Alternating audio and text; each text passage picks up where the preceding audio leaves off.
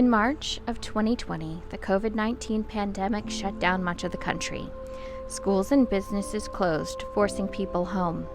Thousands of individuals and families were left without jobs and in the need of food assistance for the first time.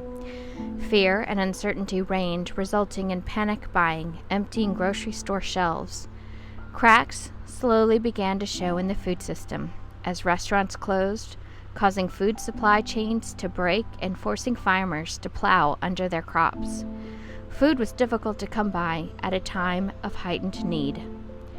In the midst of this uncertainty, the Fairfax Food Council was able to help coordinate responses to these disruptions in the food system.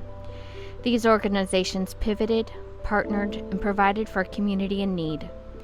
Working together, they were able to provide emergency food aid, opened community and school gardens, and reopened farmers markets to provide local fresh food to the community.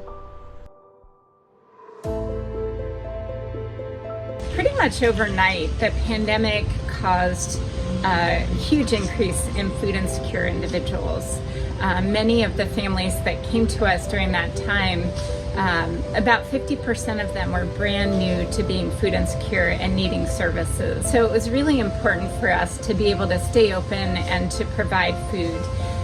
In the beginning, it was about 3 or 4 times more than the numbers that we had seen prior to the pandemic. Before COVID, we were serving a population of about 120,000 food insecure individuals in the area, and since COVID, we've seen that need double. I'd say that there's about another 100,000 food insecure people in the Northern Virginia area whose needs we're trying to meet through various distribution channels. At the same time that there was an increase in demand, we saw the food supply chains break, and we weren't able to get the food from the grocery stores that we had been getting.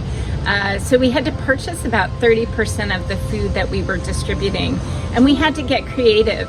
If anybody has been to the grocery store, you know that food is in high demand, and our donation streams have been impacted significantly because of that. Fairfax County is very fortunate to have a network, and very early in the pandemic, we got together weekly to discuss food access. It's been wonderful to see the partnerships happen. You know, there was a lot of uncertainty about how the virus was spreading when the pandemic first hit back in March and April when everything was shut down.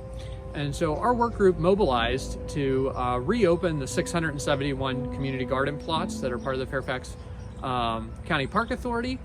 And we also mobilized to help reopen the school gardens that access had been shut down to. To help people once the gardens did reopen, the Food Council bought $400 worth of seeds specifically to give to schools. And we selected a few schools with established gardens to try to expand them and make them more production gardens than learning gardens, which means we're really trying to get food out of those gardens. And so it's really required more of a community effort to turn those over. Virginia Cooperative Extension was able to find master gardener volunteers and mentors to go in and really help the school. They have all the materials, they have seeds, they just needed guidance and expertise. So we've been able to work with them on that. From the point of view of the virus and its impact, there were 2 basic issues that we had to confront. One was that the farmers' markets at the very beginning were closed, at least in Virginia. In the beginning, I should say, everybody wanted us to shut down. And we had to fight with everyone to stay open and to have reasonable rules. So we had to start a petition. We got in touch with Virginia Department of Agriculture. We put a lot of pressure on them, frankly, to stay open. And it worked. Our mobile market program really adjusted our programmatic delivery. We worked with a couple suppliers and vendors to distribute boxes of food. Also, we started doing choice markets where our staff would pack bags for people and they come up and tell us what they wanted. And so we started doing that in the spring and then transitioned into more of our normal model in the summer.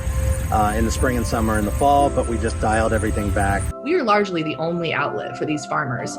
And so when we were told that we had to shut down at one point, we were like, what? The devastation that would cause to our regionalized food system is like unbelievable. There's a lot of strength in the local food network. I don't think people appreciate that as much as they should.